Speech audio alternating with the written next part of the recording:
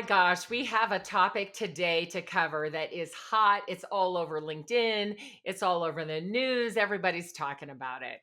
Everybody is talking about generative AI. Uh, Probably you've heard it called Chat GPT. They are not one and the same, but we will get to that in a moment.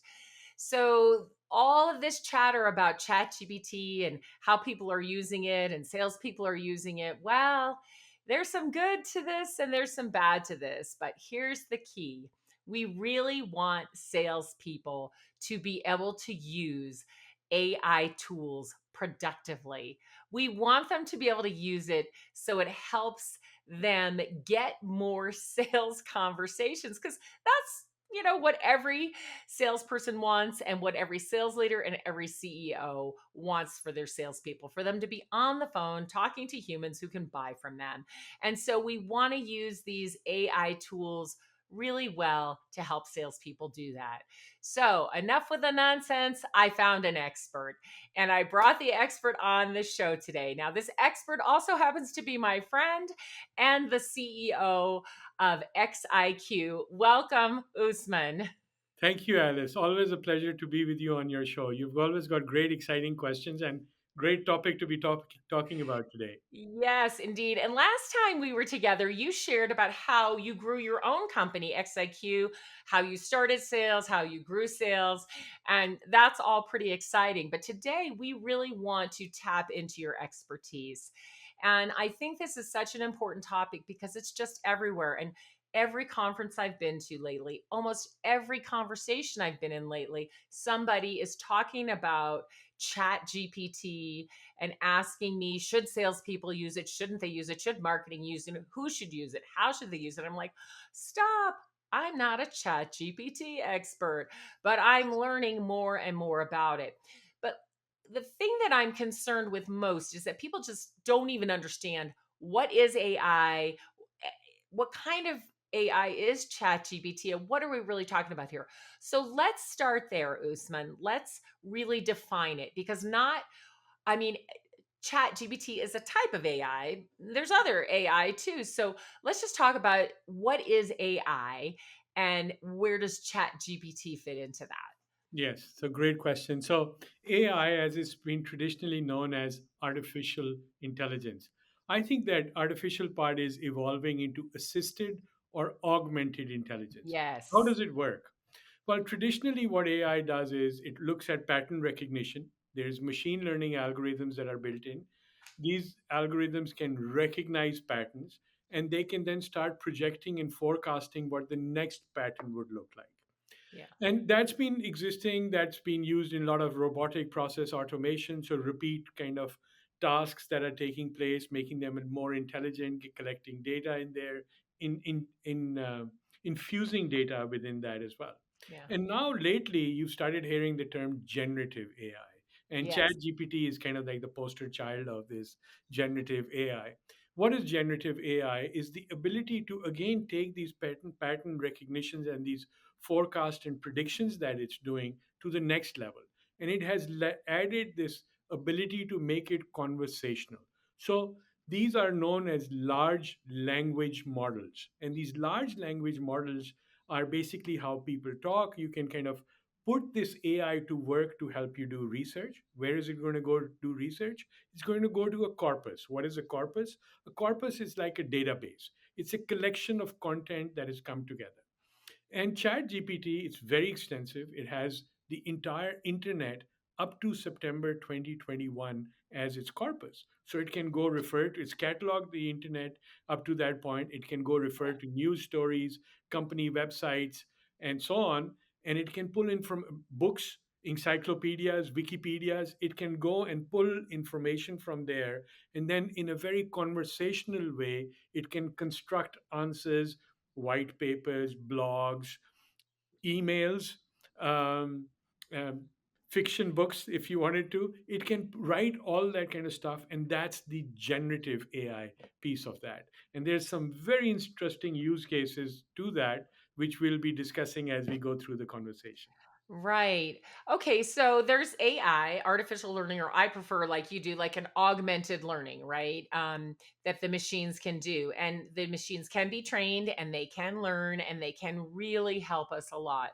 I have some deep concerns about chat gpt, especially when it is used as a standalone, Usman, because I've seen some pretty crazy things. And in case you haven't heard this yet, chat gpt hallucinates. It can, I mean, it just makes stuff up, right? Fills in the And blanks. so we have to be really careful. It needs to be human verified. Plus, the fact that you said the information it's pulling from stops in September of 2021, 2 years ago, right? So we've got to be careful there as well. But that all that said, there are some other cautions as well. There's issues around copyrights and things that we're not really going to get into today. But what I do want to get into is how can salespeople, marketing people, customer success, people who face the customer, how can they use AI and specifically this generative AI to really help them communicate better? Because I've tried ChatGTP a couple of times, and it does write pretty well. Whether it's factual or not, it's grammatically correct and it sounds pretty good. So people could be fooled by all of that. But let's talk about how we can put generative AI to good use, and how can companies ensure that salespeople and customer facing employees can actually use this for good. Yeah. So I think you started off by saying what are the sort of the big cautions? Where does this go wrong potentially? So a couple of things to be aware of. As you said, September 2021 is when the kind of currency of that database expires, right? However, if you were doing a research paper on Macbeth or on works of Shakespeare or on the ancient philosophers or in history, excellent tool to do that because all those things have happened. It can go back, pull that information. However, if you were doing next generation research and development, or in our particular case, the sales scenarios. So, that's where you need to be very cautious as to what is the source of the information that the generative AI is pulling from. The large language model, what is it turning to refer to pull that information? So Right, because for example, if I was trying to sell to Silicon Valley Bank right now and I tried to use Chat GPT to help me, it wouldn't know the recent occurrences at Silicon Valley Bank. exactly correct. Exactly correct. Or let's take it even to a more practical sales oriented use case. Let's say you wanted to identify what were some of the key pain points that the Silicon Valley Bank was experiencing to be able to sell them your latest, for example, Dell server, right? This is where Chat GPT in its current incarnation will fall short. Why? It doesn't know about the current problems of Silicon Valley Bank, and it doesn't really know about the latest Dell servers either, right? Because 2021 was a long time ago. Dell's been producing a lot of new Yes. machines. Your products have been going through a lot of evolution. So that's where you have to draw the line. So that's the cautionary part. However, as you said, the language is really good. It sounds really good. How can we make it more productive? So, as you know, I run the company XIQ.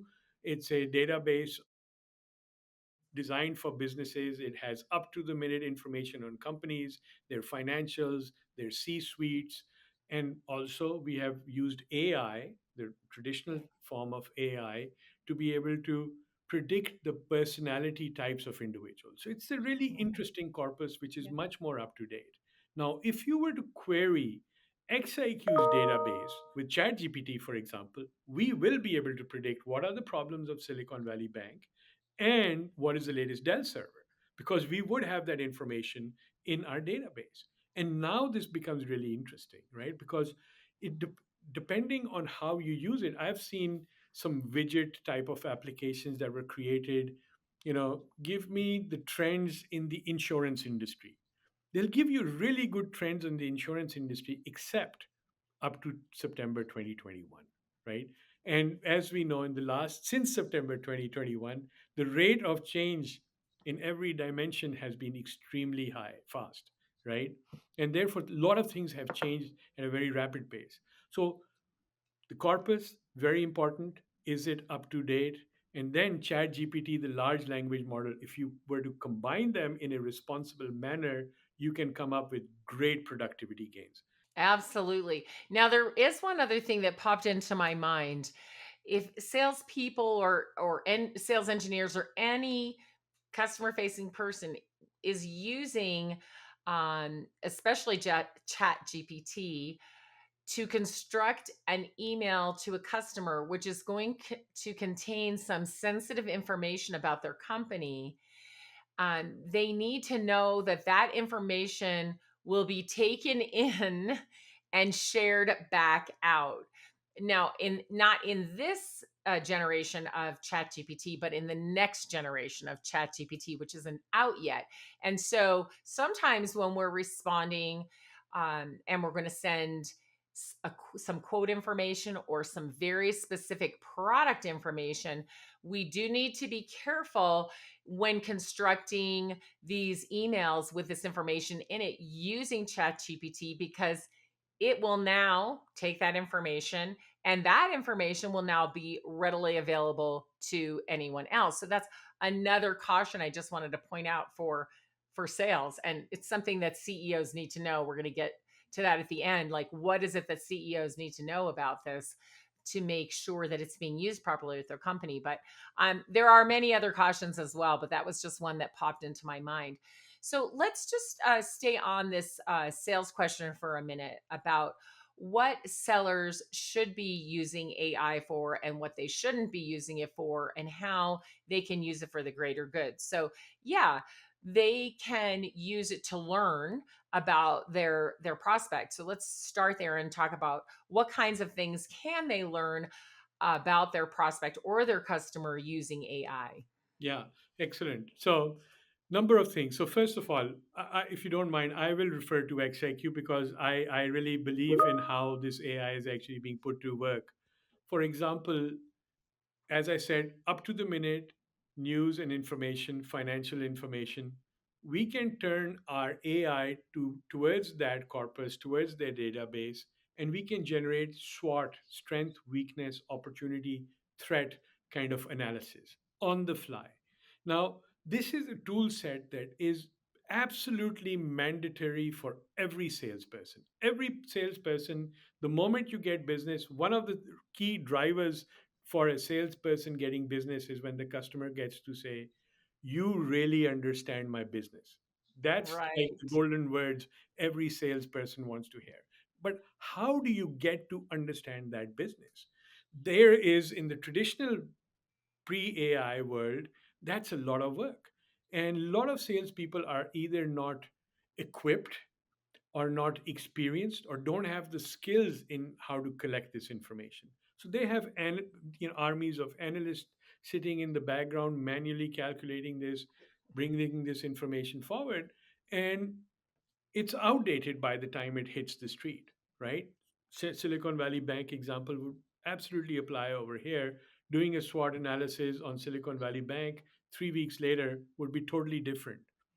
Now, doing research and getting this kind of SWOT analysis into the hands of salespeople in a very easy to read manner is absolutely fundamental. And AI can do that for you. So in XIQ, for example, you can go into a company and there will be an up to the minute or at least up to 1 month old SWOT analysis. And we are coming up with a generate refresh button on that. So live, you can collect information and write that up. Yeah. That's super, super important. That's a super valuable use case. Another example is that about leading towards personalization. And the first step in personalization is getting to understand the mindset, the behavioral type of your prospects. Who is the person that you're selling to? Until now, it has relied upon an individual's, a salesperson's personal intuition to be able to gauge and judge who the person is they're selling to. Well, It and is hold on for a second to that because remember back when you and I were young, I know that was a long time ago, but when we were selling, we used to be able to walk into somebody's office, right? absolutely.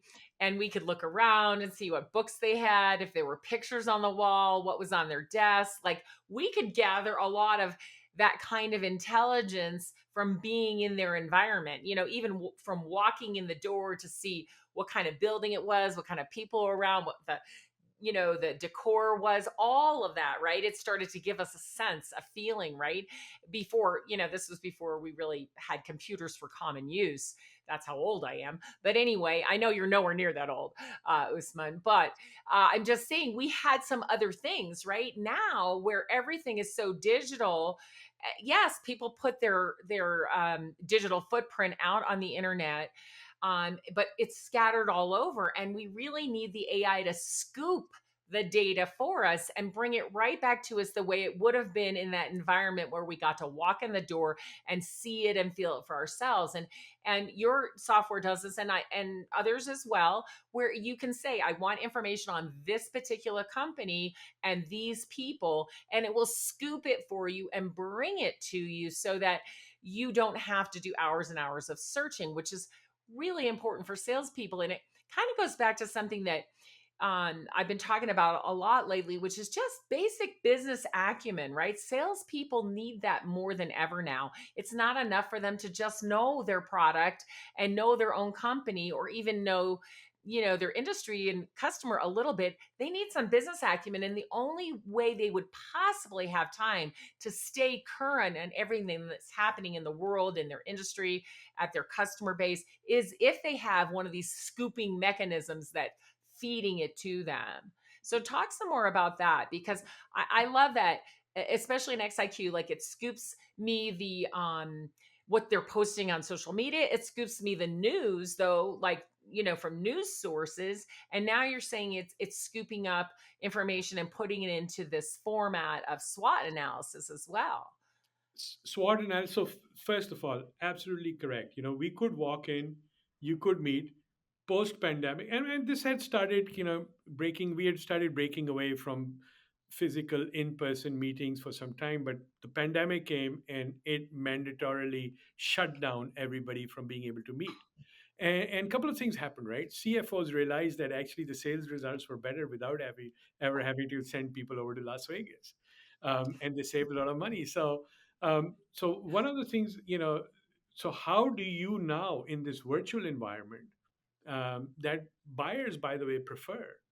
How do you get to build that personal relationship?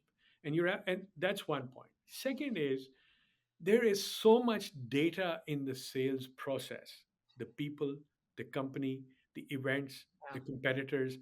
Everybody is generating information today, and there is so much information, right, out there, that it is humanly impossible for you to collect it and Yeah. make it into some kind of viable nugget that you can use and to express and establish your business acumen. Even if you were inclined and you understood how to interpret that data, it's just not possible to get your hands around all of that data, right? So, this is again coming back to AI. In the first case, the individual's digital public signatures, right? Your LinkedIn, your tweets, your blogs, you being in the news, now talking on videos.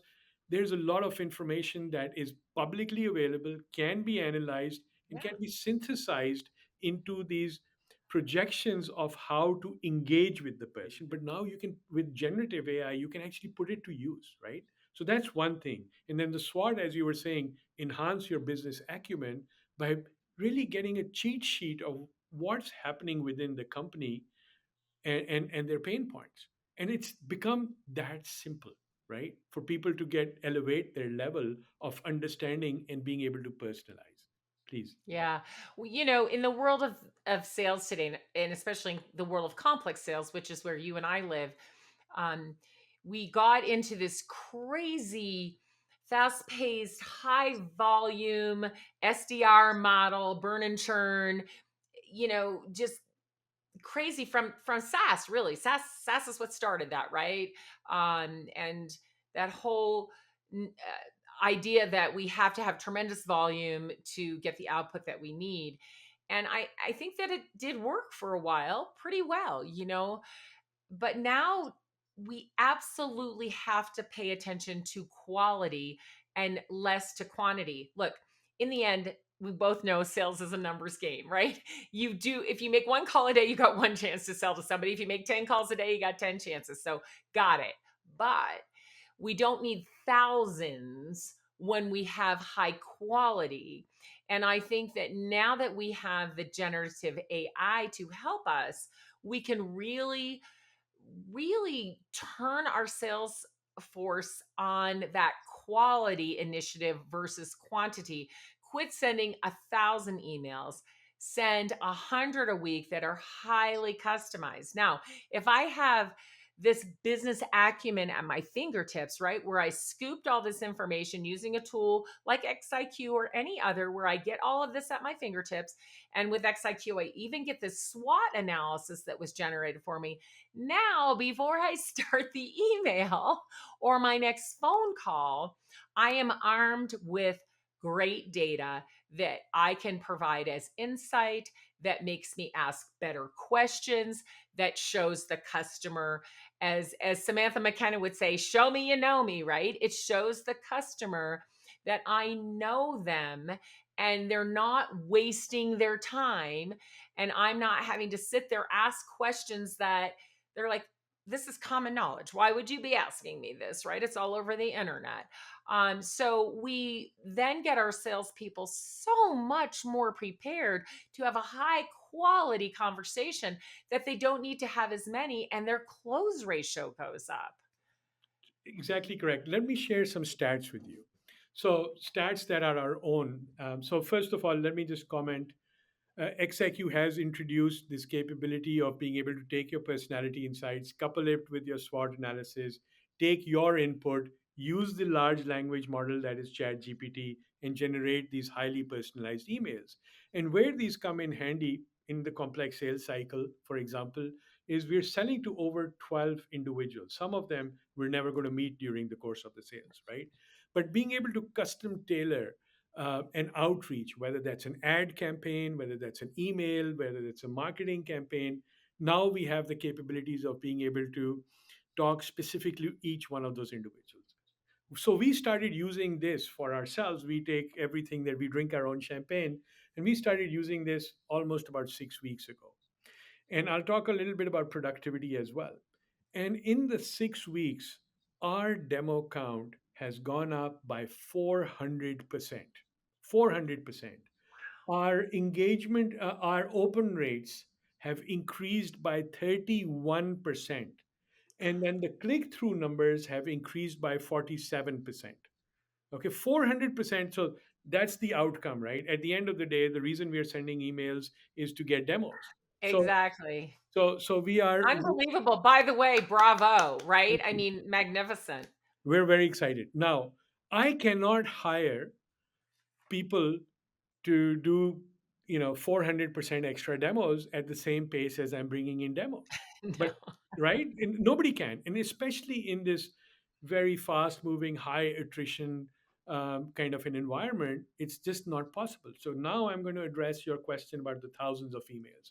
We should not be judging new paradigms and new technologies that are going to change these paradigms based on tools, techniques, and methods and metrics that apply to old paradigms, right? Right. So, for example, I used to be a proponent of got to send out more emails, got to have a bigger list of people. But now I have 400 more percent more demos coming up, but I don't have the same staff to handle those demos, right? So what I'm saying is, but I'm saying hey guys, let's go and be more precise. Let's define our ideal customer profile tighter. Yeah. Let's not go to everybody.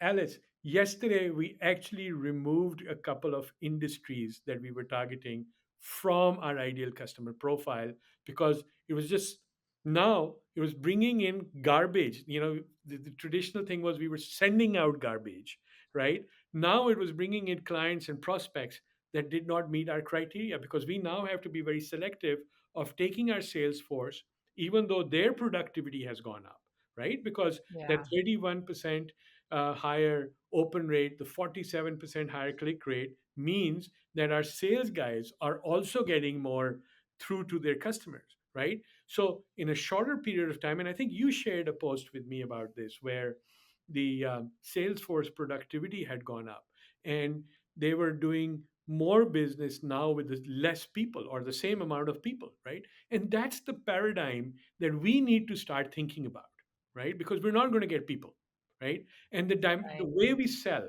we're selling, a lot of people left a lot of the veteran salespeople left the industry when they were forced to go on video because they considered it a downgrade into going and becoming inside sales reps or SDRs. They thought that getting on a video and talking to a person was below them because they used. Or and the so uncomfortable with it that they just simply There you didn't go. want to do it. They didn't wanna learn how to do it. Exactly correct, right? So we have less experienced people. The rules of how we engage have entirely changed.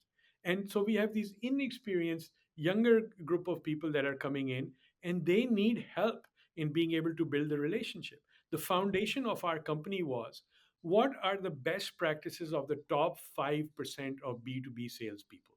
And how can we take those? And what were those? Those were understanding your client, understanding what they did, what their preferences were, what their company did, the business acumen part of it. Those were the factors. And they, on top of that, had networks of people that would provide them with intelligence. That was the old way of doing business.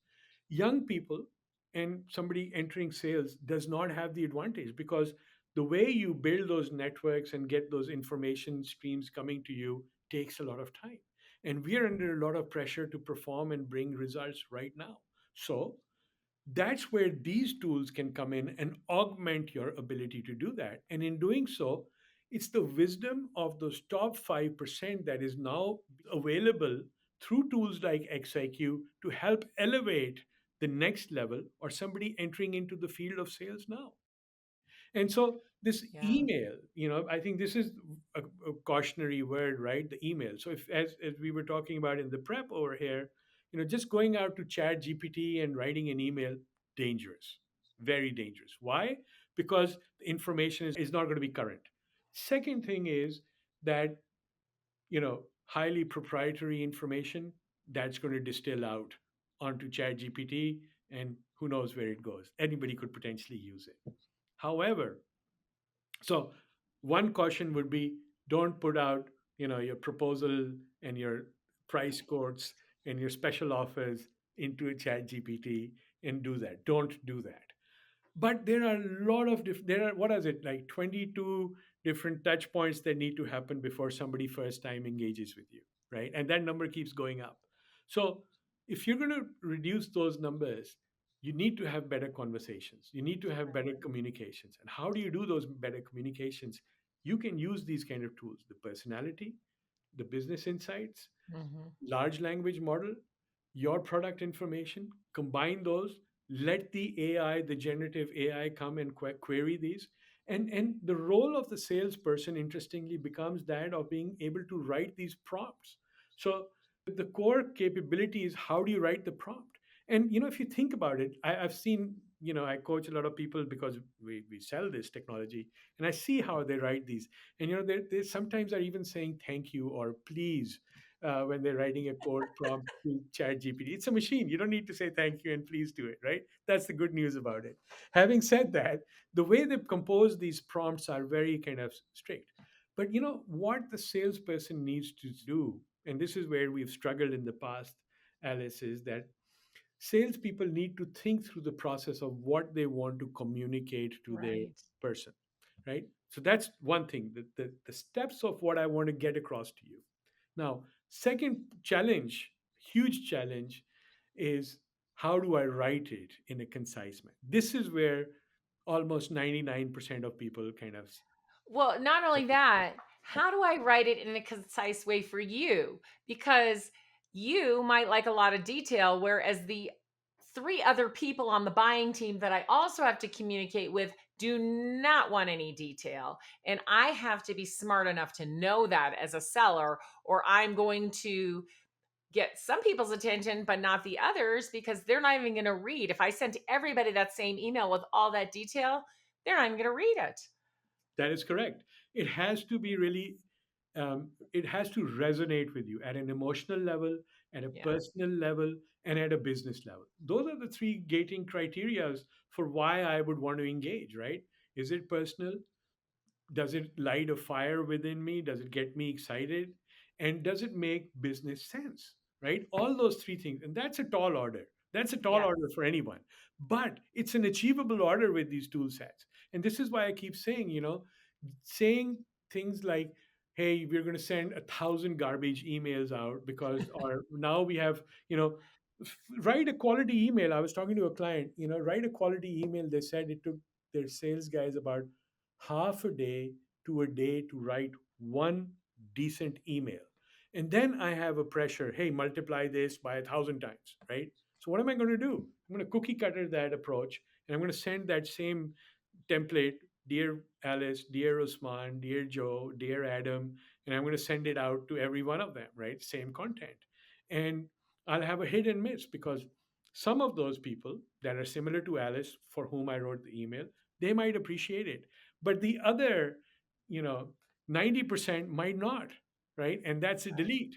But now, when I can compose, as you were saying, these highly personable business oriented emails that make sense, my open rates jump up, my engagement rate goes up, and therefore I don't need to do that. There's a lot of trepidation about this generative AI and a lot of negativity, mostly coming from these sales gurus that have existed for some time, right?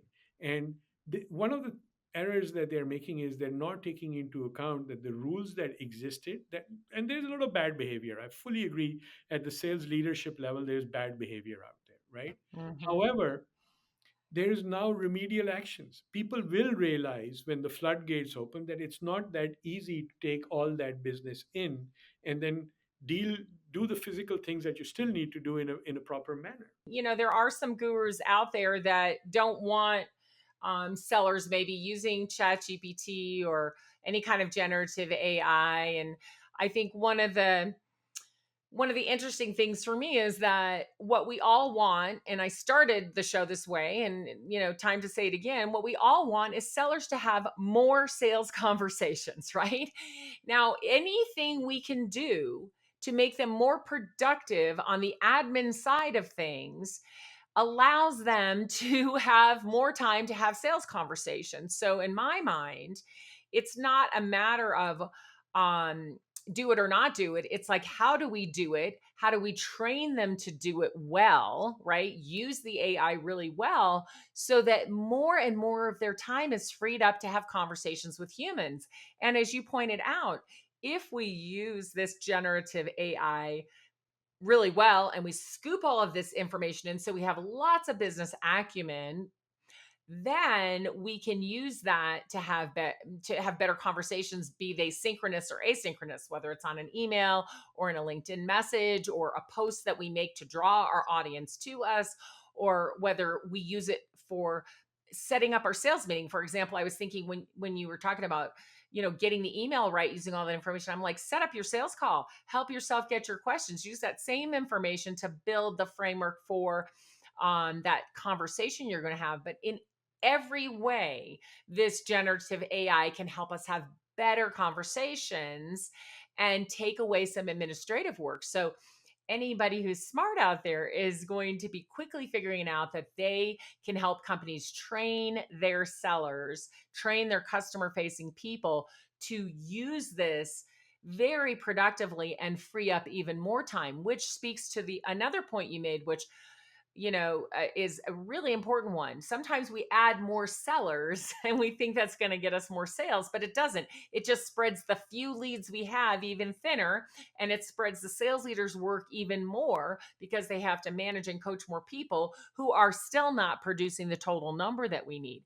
So if each one of our sales people becomes a peak performer and more productive, if they can use the tools more wisely, they become better and better, and we don't need as many of them. So this is where I really see this generative AI and tools like yours being able to take us down this path where sellers can be so much more productive and can have real conversations, more real conversations with people who can buy from them every single day.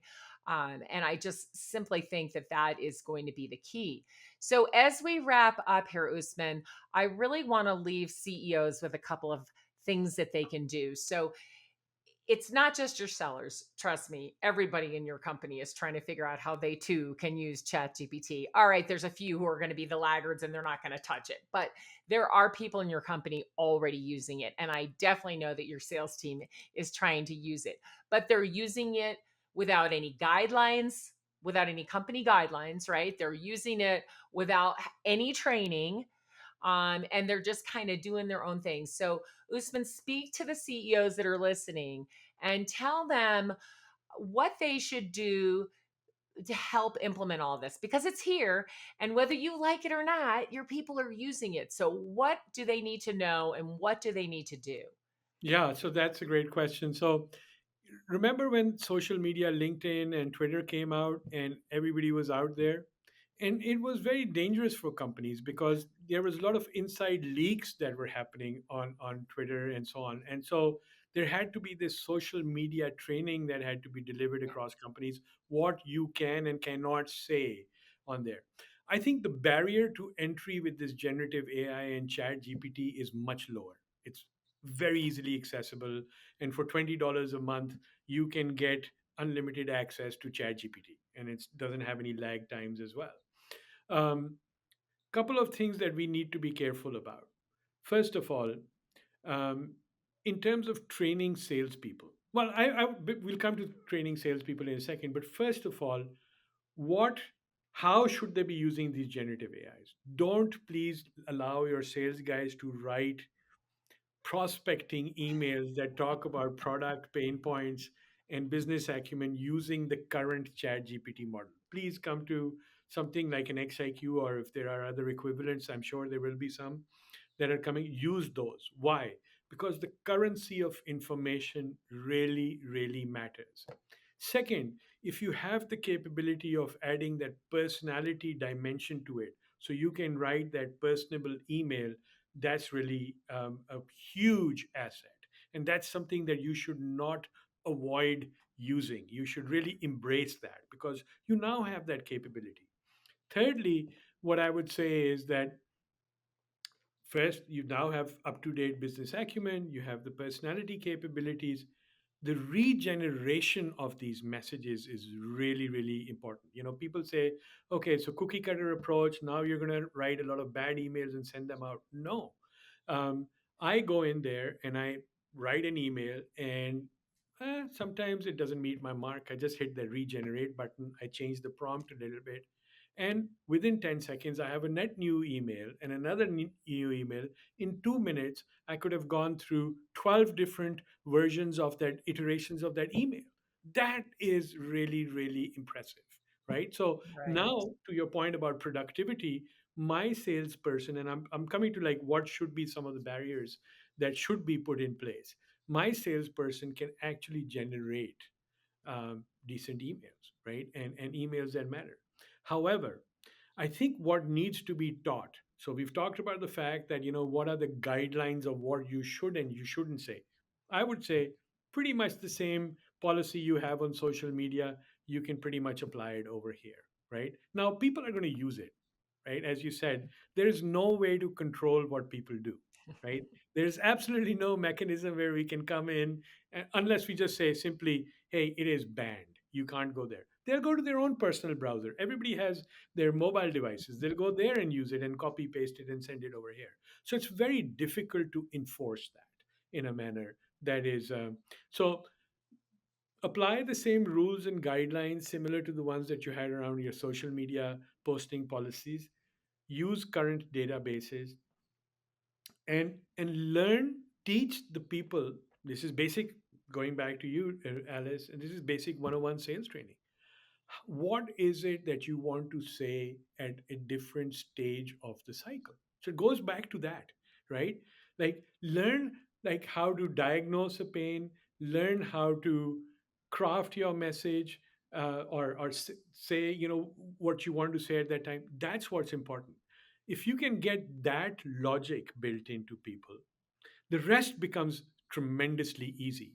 So it's really helping them train into selling your product or your service to the selling your product and service, train them on that, and they will then, the generative AI, especially with tools like ours, can really do the rest, right? But it's the prompt that goes in, asking it to kind of, what is the prompt? And last thing I will say is that we've got to, and it will happen. It will happen automatically as well. We cannot be judging new paradigms with old rules, right? You don't evaluate um, self-driving cars the same way you did when you had fossil fuel cars. You don't look at airplanes the same way as you look at trains, right? So generative AI, we're living in a new environment, new rules. Be fair to this technology. It is going to be adopted. So might as well embrace it, but embrace it knowingly, knowing what it can and it cannot do, and where you should go with it, right? That's very, very important. But it is going to happen, and there's going to be tremendous productivity gains, and people should be planning about those productivity gains. One other thing I'll say is, adding more salespeople to the cycle. It's not that easy anymore. No. Finding quality salespeople is a huge challenge. Investing in people that you already have and improving their game by giving them some tools, making them happier. And Alice, one thing we did not talk about that I want to talk to you about on your show is the well-being benefits, the wellness benefits that happen, right?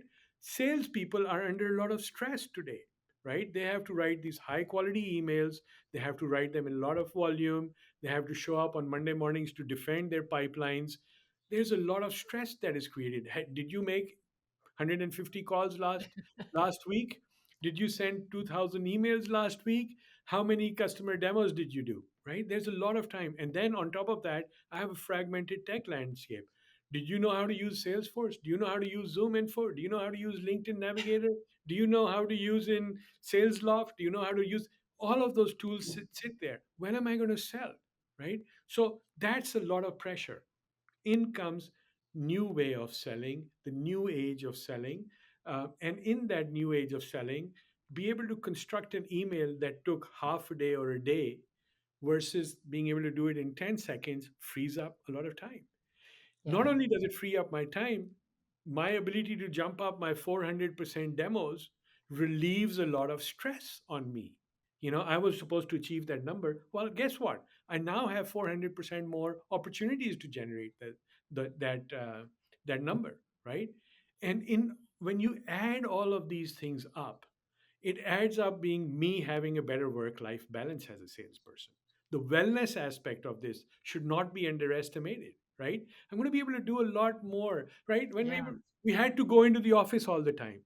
Well, for the last 15, 20 years, I've been sitting at lakes and on mountaintops using my phone and my laptop to have calls all over the world. I freed myself from that desk, right? And today you can free yourself from a lot of this stress by being able to use these tools and use them in a clever, responsible manner, right? Being sure that what you're using is current, is going to give you up to date information, applying your common sense to what is written. That's something, at least hopefully most people should have, and be able to. But the tools will improve your game. The quality of what we are doing, the tools can bring it up that level. If they're used well, right? So we need to decide on how we're going to use them, train people to use them, monitor that use, and then I do agree it will absolutely bring everyone up. And just thinking about generative AI and communication, written and verbal communication, synchronous and asynchronous. Truly, the generative AI can help us through the entire life cycle of the customer. So your whole go to market team can improve using this generative AI, from the people who make others aware that your company even then exists, right? Which is usually your marketing team, and all the way through to I'm your loyal customer and I'll scream it from the mountaintops. We can use these tools to help us with higher quality, value filled communication, which wins customers, keeps customers, and helps customers be highly successful. And so I really believe, the CEOs out there, hey, get this on the next meeting agenda if you haven't done this already. Talk to your leadership team about what you want to do about generative AI and AI in general, because as we have both been saying, they're using it anyway. And it's not just your sales team. We're talking about sales here, but it's not just your sales team. Others are using it too. So decide as a leadership team how you will approach the use of generative AI at your company, and then determine some guidelines like we did when social media first came out, and train everybody on those guidelines, and then train everybody on proper use of any kind of generative AI so they can increase their productivity rather than just, maybe they use ChatGPT to write something. And again, remembering that they didn't know that the information there stopped at September of 2021. And so their information is lacking, right? So whatever they're doing, whether it's research or their engineering, it's the same, but for sales specifically, right? And then think about how you can use this generative AI to give the customer facing people at your company more business acumen, because that's what they need to have these value filled conversations, to pique interest, pique curiosity, maintain that interest, and continue to add value to the people who buy from them for the first time and continue buying from them. I truly believe there's a great future for this if you take it in at your company at the senior level and really understand how you're going to help your company use it. But it does require guidelines, it does require training, and it does require monitoring. Oh my gosh. All right, last words, Usman, and then we got to close up the show today. Yeah, so I think, as you said, AI is here to stay. We need to know how to dance with it, how to live with it. And I think that it's not going to be that difficult. I mean, yes, of course, any new technology has its downsides as well. And one other thing, it's very much in its infantile stage right now. It's very, very early days, right? Is it going to replace people's job? I don't think so. I think it's going to augment and bring the level up, right? If you've played sports, I used to play a lot of squash. And whenever I played squash with somebody that was better with me, my game improved, right? And that's what this is. This is kind of like this virtual assistant. As a matter of fact, XIQ has this virtual assistant. So I just a couple of kind of projections as to where all of this is going. And we call this virtual assistant Gilroy, right? So today you can ask really basic questions, but we're going to build a prompt library. Talk about guidelines. We're going to be building a prompt library that salespeople will be able to use so that the questions it asks are responsible questions for the different stages. So these prompt libraries, again, you know, training training doesn't have to be the old traditional, you know, draconian kind of training that used to happen, right? We can actually train people in a much simpler manner. Hey, this prompt applies to this particular Yeah. stage, and the rest, the personalization, the craft, the art, the magic of putting it together, tools will do help you do that, right? And so that's going to be very, very interesting. So this prompt library is going to come in. And then secondly, around business acumen, the direction we are taking is to be able to use these more complex prompts. The Yeah. button will say generate an account plan, but behind generating an account plan will be a whole set of instructions that are out there that are very detailed as to what specific pieces you need to go do, the risk, pick the risk assessment from the annual report, pick the product information from here, identify the people that would best fit it. All of that will happen, but in seconds, this thing will be available, and it's not that far out, right? It's not that far away. We're heading in that direction. So AI is here. Figure out strategies on how to improve it, to embrace it, to bring it into your culture, because as Alice said, They're using it. They will continue to use it. It's unavoidable. Hottest term out there right now is Chat GPT. Let's face it, right? There's a reason for that. And it's not just kids on TikTok or on Instagram trending over here. That's business people. That's the hottest term, right? And so how do we incorporate it? Establish some basic guidelines around it, and put a responsible policy of, and the rate of innovation, Alice. My God, our game plan, our product team has said every 2 weeks they want to bring in innovation. Every 2 weeks, right? So the rate of, and Chat GPT itself has been brilliant in this regard. It came out November, and look where it is right now. The amount it spread all over the world, the new things that they've given us an API. So information that you feed into XIQ stays in XIQ.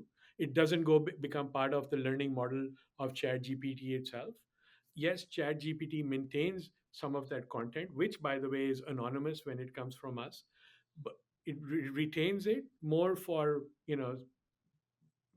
compliance reasons and security reasons, and deletes it after 30 days. But it doesn't use it for training um, its algorithm. And so they're being somewhat responsible, and we can be equally responsible. And I think the advantages far outweigh the risks at this particular point. Absolutely. They definitely do. So, with that, thank you so much for being on the show today. You can follow Usman on LinkedIn for sure. And how else can they find you? So our website is www.xiqinc.com. That's a great place to start. My LinkedIn, as Alice mentioned, always there. And I don't want to give away my email, or should I give away my email as well? It's up to you, but I mean, if they can find you on LinkedIn, I think Yeah, that's I think fine. that's Let's that's do that's that. what. Connect with him on LinkedIn, follow him. He's always posting great information about AI. So thanks again for being on the show. And I'm sure we'll be chatting more about this entire topic soon. Indeed. Thank you so much, Alice. Appreciate that.